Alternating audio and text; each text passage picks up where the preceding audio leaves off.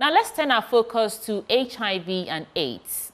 Ghana's recorded 34,000 new HIV infections in the first 9 months of this year, raising serious concerns about the country's progress in tackling the epidemic.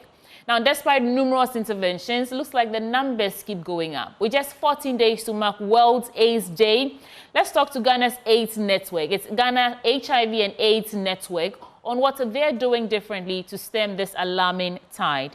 In the studio with me this morning is the president for the network, Ernest Amwabeng-Otin, and we also have Gladys Akwete. Gladys is Monitoring and Evaluation Officer for the Ghana HIV and AIDS Network. Welcome to the program. Thank you very much. Let me start with you, Ernest. 34,000. That's an alarming number.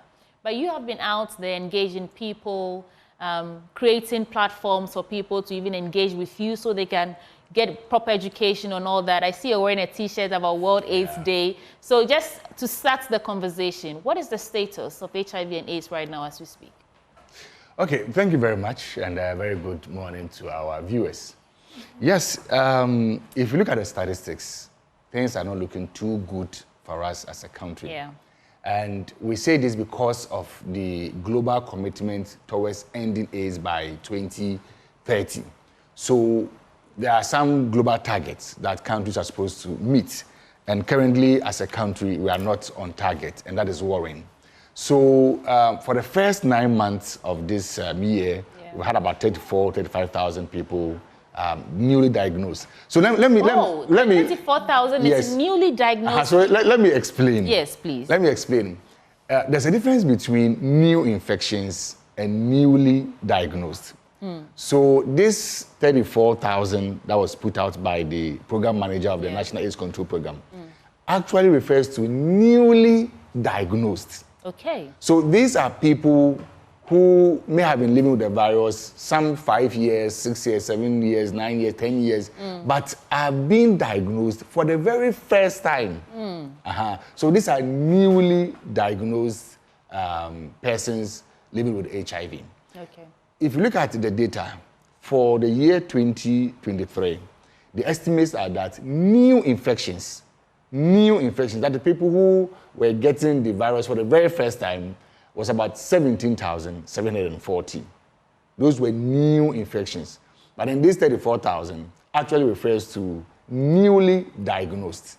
So what are the factors driving the high rates of infection, whether newly diagnosed or new infections? What are the factors that is, what are the factors that are contributing to the rise in the numbers? Well, I think that, at some point, we just took our legs off the pedal and things started slowing down. Some decade and more ago, there were campaigns, there were programs all over. So people were really conscious of the presence of the disease. In fact, when I was in high school, I was an HIV/AIDS ambassador. Very good. So we had groups, HIV/AIDS groups, where you talk to people. The school alert program, yes. We don't see that anymore. Exactly. So because of that, we have a whole new crop of young people who are growing up and who have next to nothing knowledge about HIV and AIDS. So that lack of knowledge is contributing. Number two, the presence of antiretroviral drugs has now ensured that people who are infected go on treatment. So when they go on treatment, they stay healthy, very normal. Okay, no symptoms, nothing showing. So because of that, people are getting complacent. People don't even believe that the disease really exists. These days, when we go out and we talk about HIV, people go like, is this still around? Is it still there? So people are getting complacent because now persons living with HIV are not showing those symptoms that we used to see those years, where people will emaciate, they become lean, they will show skin rashes and all of that.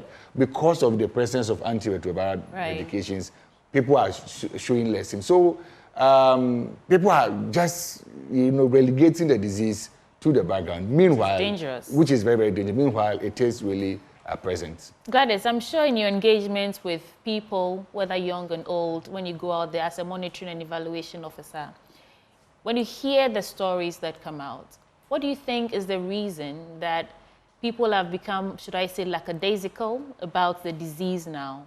And what should we be doing to amplify the call for people to to use protection, use condom? It used to be ABC, there's abstinence, there's be faithful, there's condom, and there's so many other strategies. So what's the disconnect there, and how do we stand in the gap? As Mr. Ernest said earlier on, people have become complacent. People are not doing what they are supposed to do because there's treatment. At first, there was no treatment. Yeah.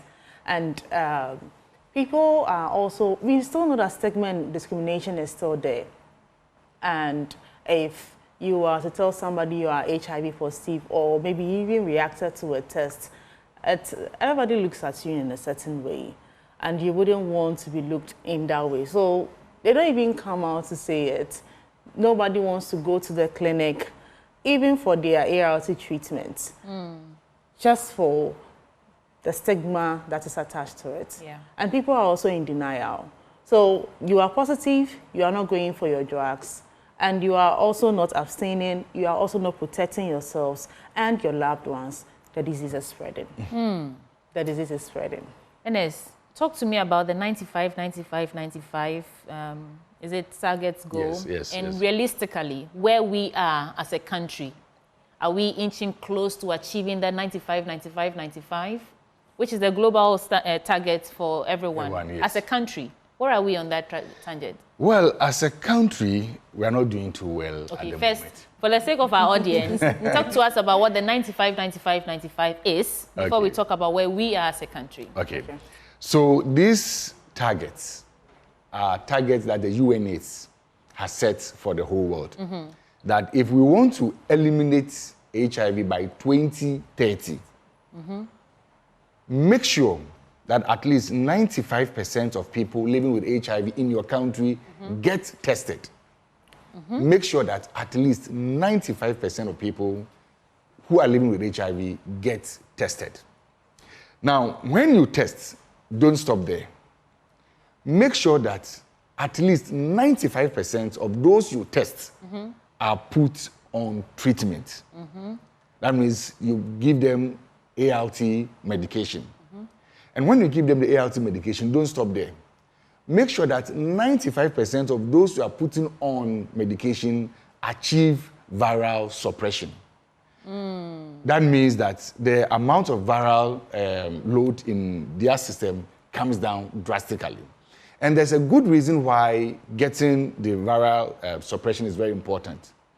When you get HIV and you are put on medication and you stay on treatment and you become virally suppressed, you then reach a stage where when we test you, we are unable to detect the virus in you again.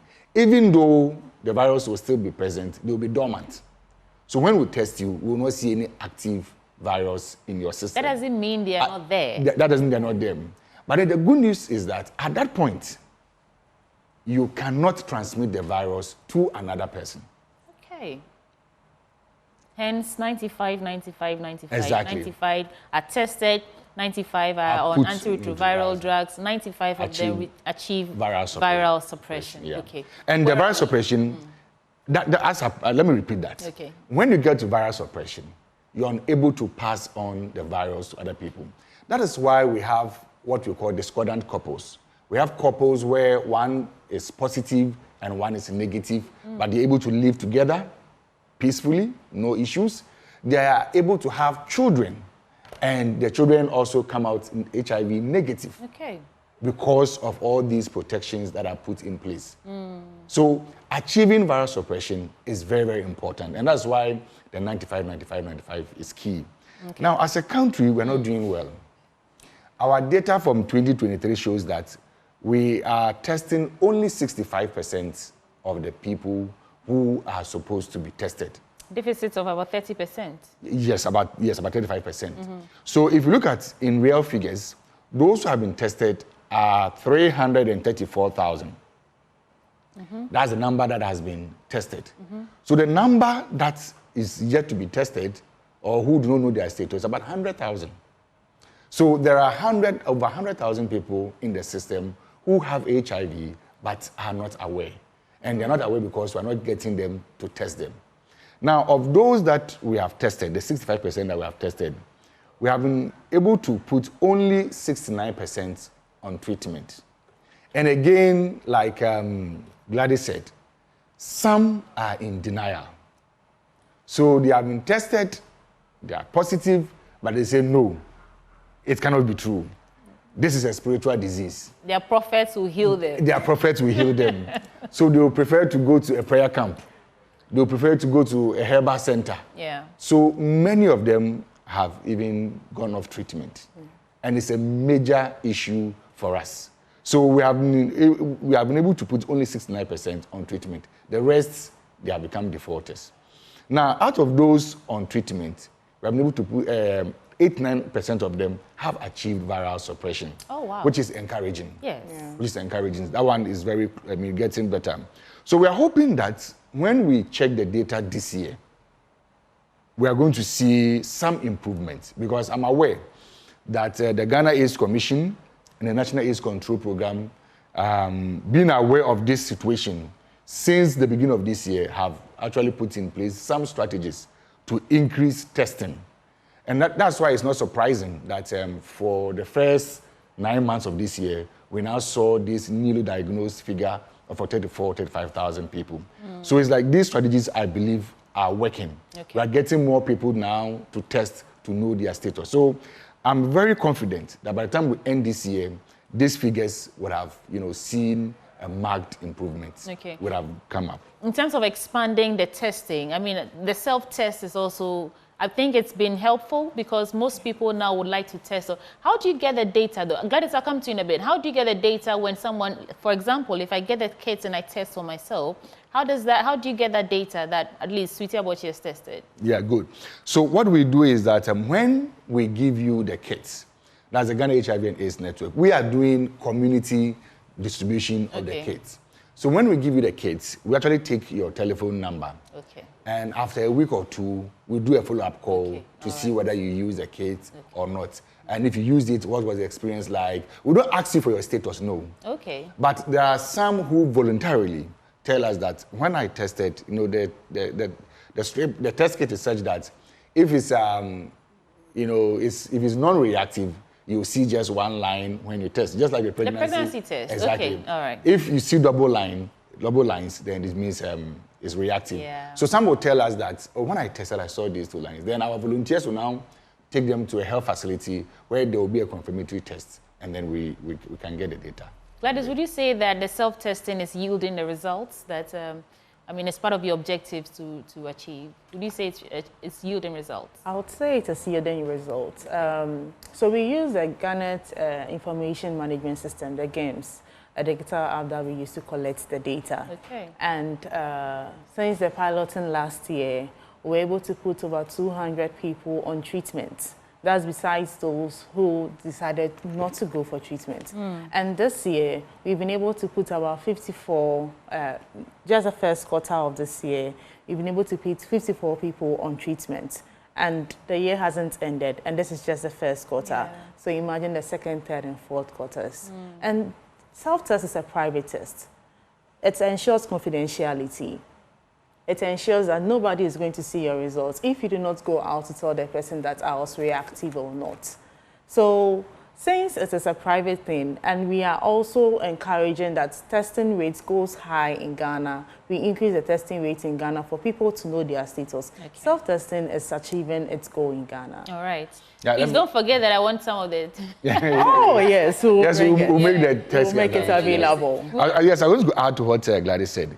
If you check the National AIDS Control Program, their data, last year, for the first 9 months, they had 23,000 people newly diagnosed. Okay. If you check this year, the first 9 months, we have 34, actually it's around 35,000. Yeah. So about 11,000, 12,000 difference. Now, with the self-tests, when people test and they get to know their results, some then on their own privately go to a health facility. They don't tell us that when I tested, it was this or that. They themselves on their own go for a confirmatory test. Okay. So we suspect that. Last year, we gave as much as 140,000 kits. Yeah. So we believe that this difference, some may be those who tested privately, got to know their story for the first time. And so the self-test is really working. Yes. Okay. Yes. So now let's talk about the World AIDS Day. I think it's about 14 days to go. So what are you doing as Ghana HIV and AIDS Network? What are you doing? What activities do you have coming up? Let's tell us everything, how we can come on board and participate and also mark World AIDS Day. I'm sure the health walk is coming up on Saturday. Is it? Gladys, tell me about it. Okay. We are quite excited about the health walk that's coming on 23rd November, this very Saturday. Yeah. And Ghana, we will still be doing our activations towards the World AIDS Day. We'll still be doing our education. We'll still be sharing our test kits. And we also share condoms in addition to the test kits because we need to protect ourselves. Yeah. So this is quite a new one that Ghana is bringing on board. We want to bring about a social contract rally.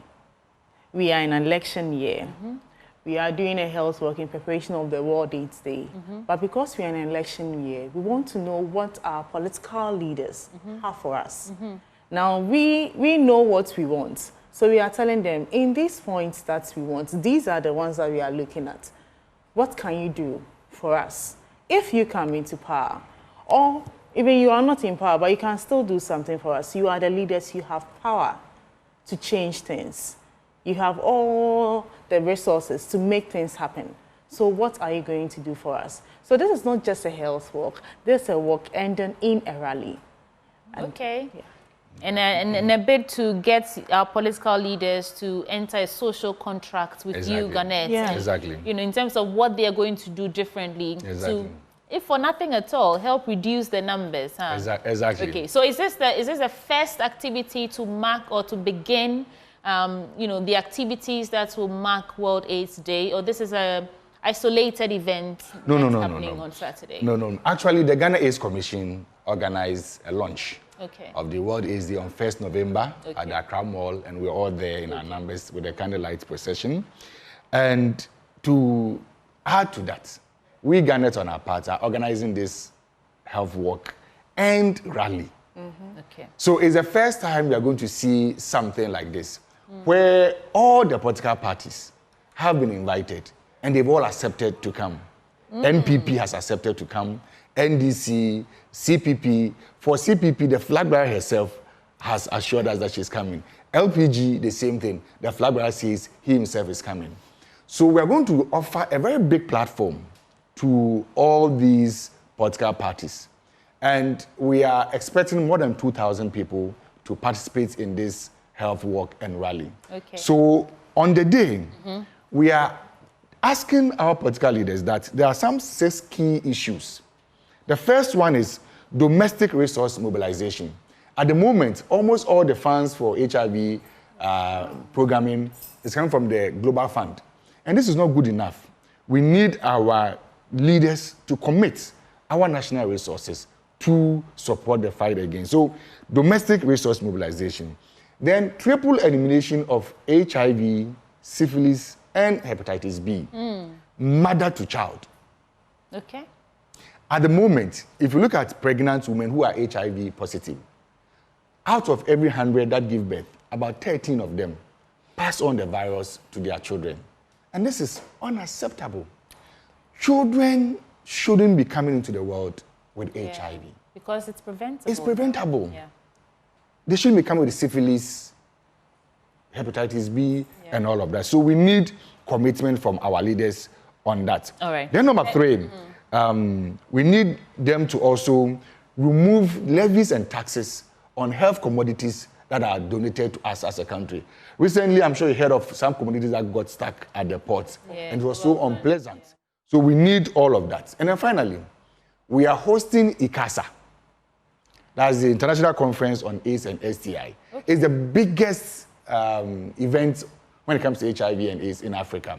Last year, Zimbabwe hosted it. There were about 8,000 participants.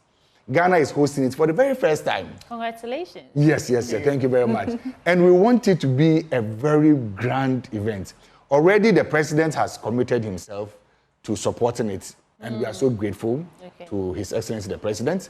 But we want future presidents to know that, yes, this is what we have committed ourselves to, and then they will support us to host it. Yeah. Now let's give out the details of where the walk is starting from, where people can join you, what time it's even starting, and where it would end in the rally. Gladys? Yeah. So the walk is, as we said on the date, 23rd November 2024. Yes, this Saturday. We are all converging at Obra Sports, Kwame Nkrumah Circle. Obra Sports, Kwame Nkrumah Circle. Kwame Nkrumah Circle. What time? At as early as 5 a.m. Ooh, okay. As early as 5 a.m. we should all be there. The sun is scorching these days. We don't want people to walk under the scorching sun. So we begin early, we end early. So through Akweje, Interchange, Liberation Circle, John Evans Atamos High Street, and then we'll end at Osekan Park. Osekan Park, that's directly adjacent to the Enterprise Life Insurance. So that is the route for the day. And is there a number to call, just in case someone needs more information, wants to clarify some things before? So put out the number there so that they can call you. So you can call any of these two numbers, 0260 221 462, 0260 221 462, or 0505 113302. Okay. That there is Gladys Akwete, Monitoring and Evaluation Officer at Ghana HIV and AIDS Network. Oh, yeah, you have a T-shirt. Yes, yes. Yes, we have this. Yeah, okay, go ahead. We have these T-shirts which we are presenting to you, and we are inviting you specially to come and walk with us on this Saturday. Okay, that's so lovely. Yes. Can I take that for Ben as well? Yes, Ben and I. Oh, yes. Yeah. Okay, so we brought one for Ben as well. Thank you. So you'll be seeing me on Saturday in my beautiful T-shirt. Yes. As we walk to mark World AIDS Day and to enter that social contract with our political leaders on what they are going to do differently for HIV and AIDS in Ghana. Thank you so much for coming. Yes, thank you also. And we are very grateful to our partners. The Ghana Health Service is part of this program. The Ghana AIDS Commission is also part of this program. National AIDS Control Program. And Abbott is also supporting us, and we are very grateful to them for their support. Okay, that there is Ernest Otson. There's a name before Otson. Amwabeng Otson, yes. Ernest Amwabeng Otson. And he's the president of Ghana HIV and AIDS Network. We also had Gladys Akwete, Monitoring and Evaluation for Ghana HIV and AIDS Network. And please be encouraged to test and know your status, because the only way you know is if you test. And then when you know how to better live and manage the virus. And thank you for my beautiful T-shirt. I'll be seeing you on Saturday as we walk for HIV and AIDS. There's still a lot more coming your way on the AM show. We'll be back in a bit.